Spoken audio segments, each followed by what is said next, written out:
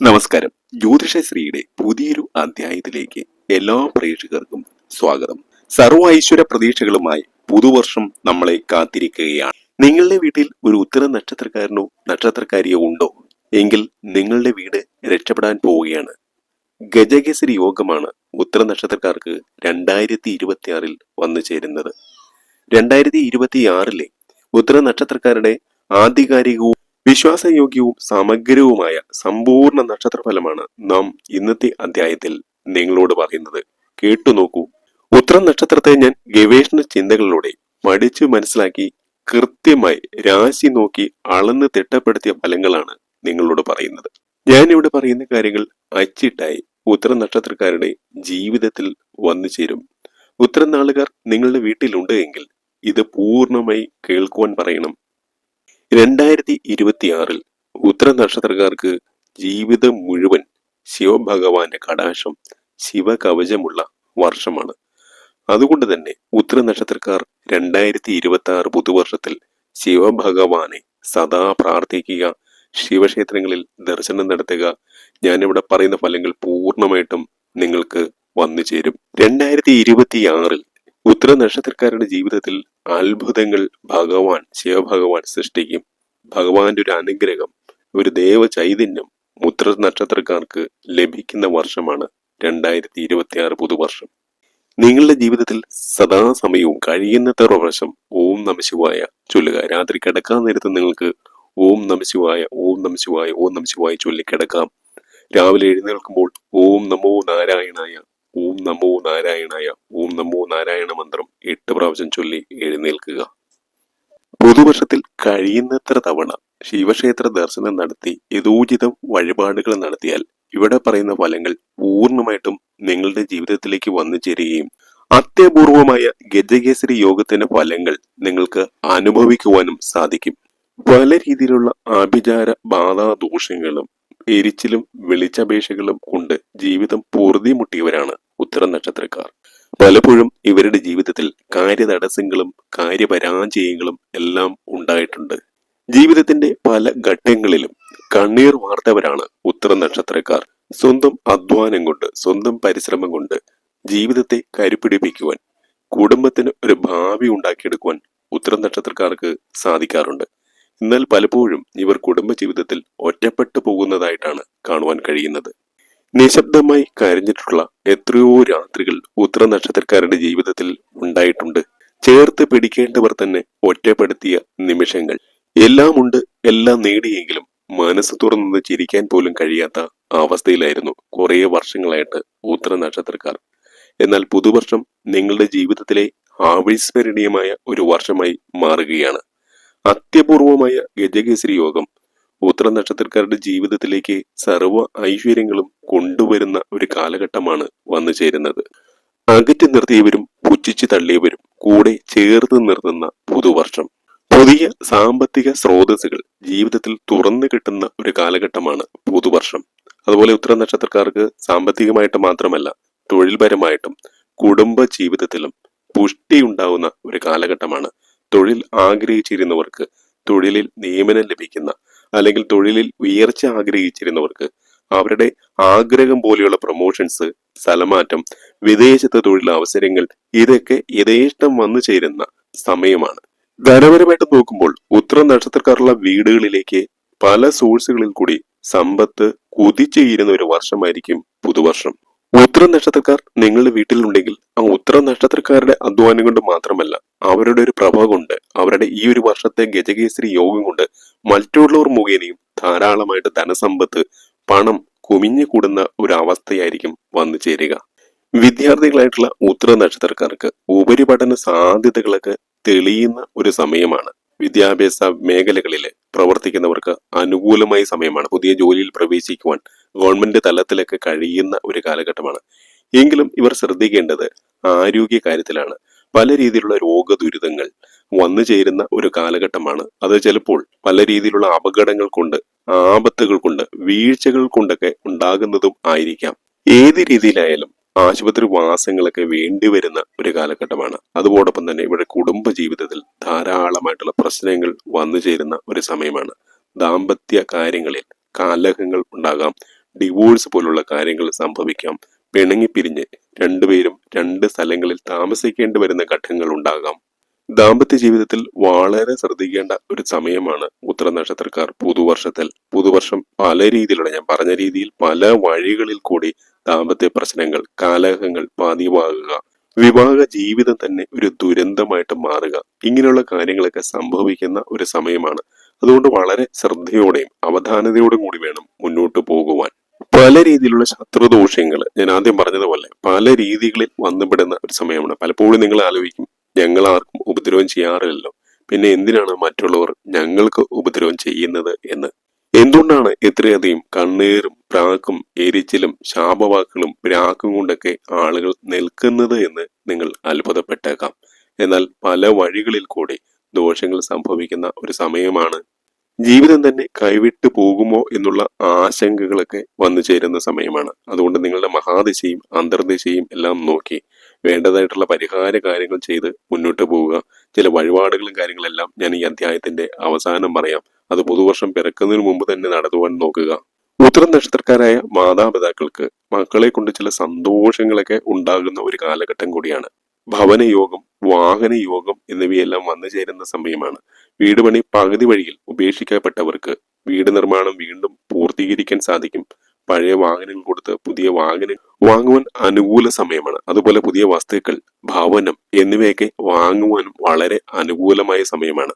Business സംരംഭക മേഖലകളിൽ പ്രവർത്തിക്കുന്നവർക്കും ധനപരമായിട്ട് ഉയർച്ചയുടെ ഒരു കാലഘട്ടമാണ്. പുതിയ സംരംഭങ്ങൾ തുടങ്ങുവാൻ ആഗ്രഹിക്കുന്നവർക്ക് അത് തുടങ്ങുവാൻ ഏറ്റവും അനുയോജ്യമായ സമയമാണ്. പല വഴികളിൽ കൂടി ബിസിനസ് മേഖലകളിലൊക്കെ പ്രവർത്തിക്കുന്നവർക്ക്, വിവിധ തൊഴിൽ മേഖലകളിൽ പ്രവർത്തിക്കുന്നവർക്ക് പല സോഴ്സുകളിൽ കൂടി ധനം വളരെയധികം വന്നു ചേരുന്ന ഒരു സമയമാണ്. കടബാധ്യതകൾ തീർക്കുവാൻ സാധിക്കും. സാമ്പത്തിക കുടിശ്ശികളൊക്കെ ബാങ്കിലുണ്ടെങ്കിൽ അതെല്ലാം തീർത്ത് ഈ വർഷം പകുതി ആവുമ്പോഴേക്കും തന്നെ സാമ്പത്തിക ഭദ്രത കൈവരുന്ന ഒരു കാലഘട്ടമാണ്. സമ്പത്ത് കൊണ്ട് ആറാടുന്ന ഒരു സമയം എന്ന് തന്നെ പറയാം ഉത്തരം നക്ഷത്രക്കാർക്ക്.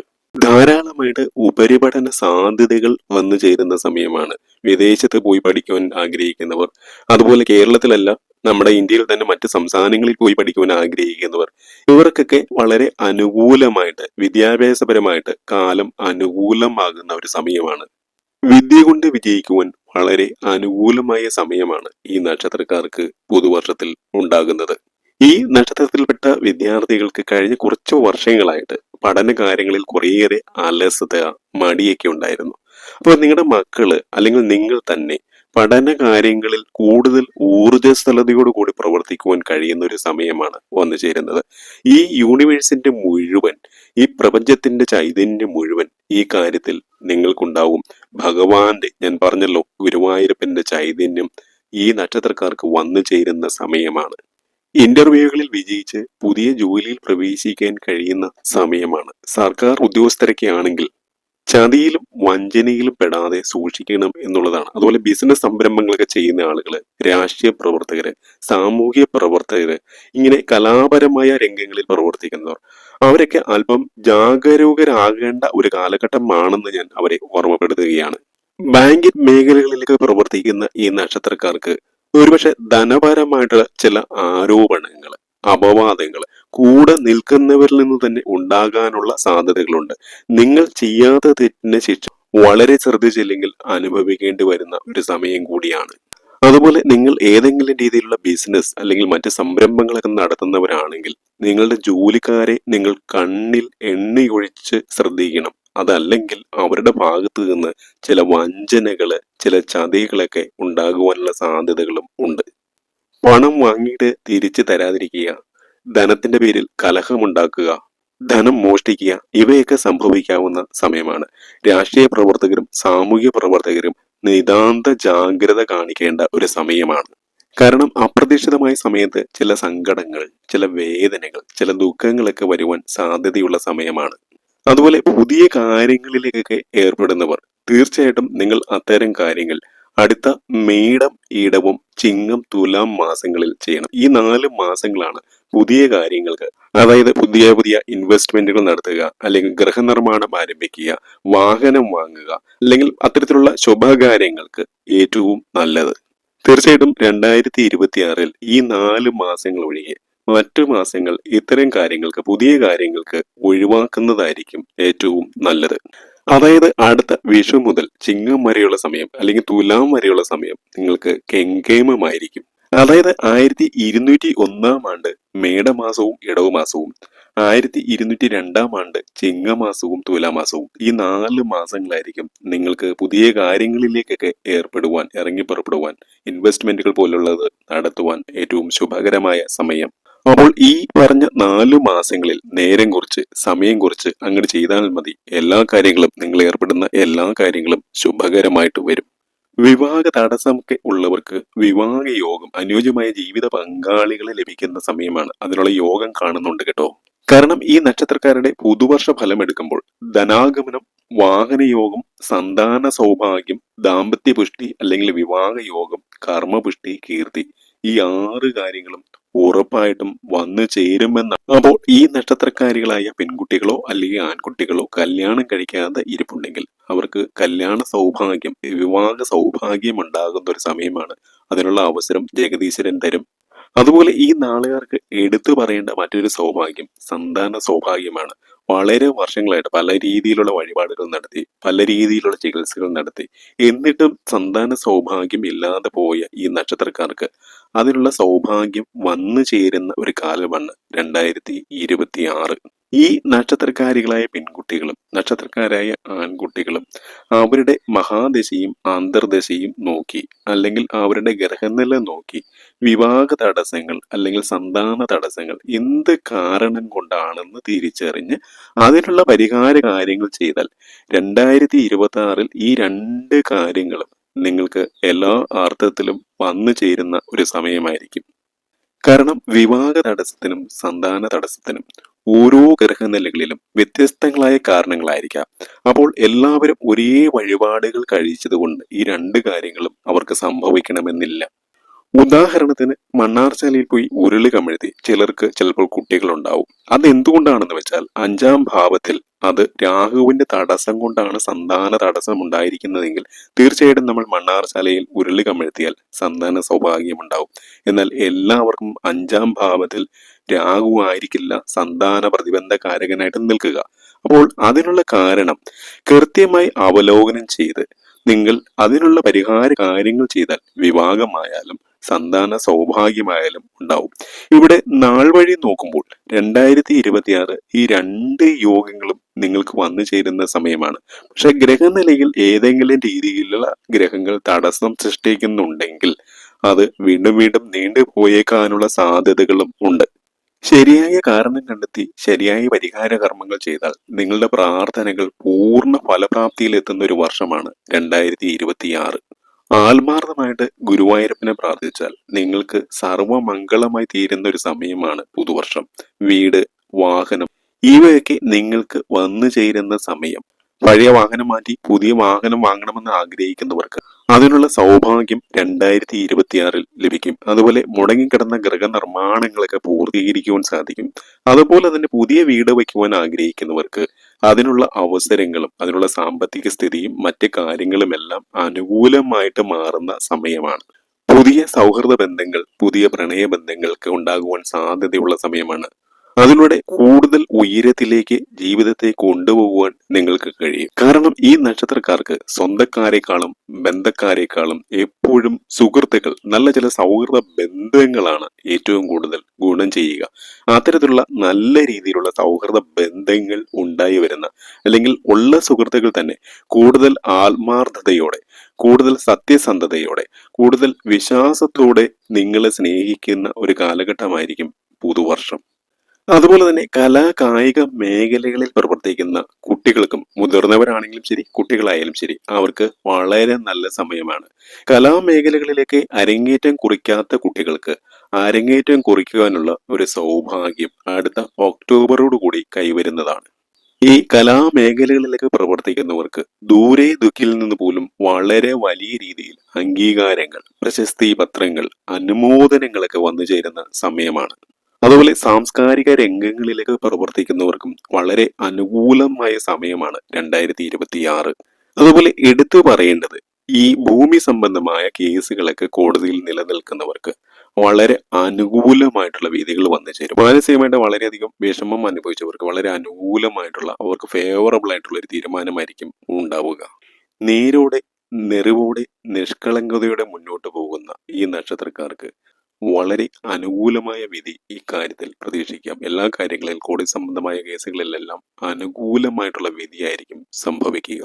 ഉത്തര നക്ഷത്രക്കാർ നമശിവായ മന്ത്രങ്ങളും ഓം നമോ നാരായണായ മന്ത്രങ്ങളും ഉരുവിടണം. കാരണം വന്നിരിക്കുന്നതായിട്ടുള്ള ശത്രുദോഷങ്ങള്, ആഭിചാര ദോഷങ്ങള്, ഇതൊക്കെ മാറുവാൻ ഏറ്റവും ഉപകരിക്കുന്ന ഒന്നാണ്.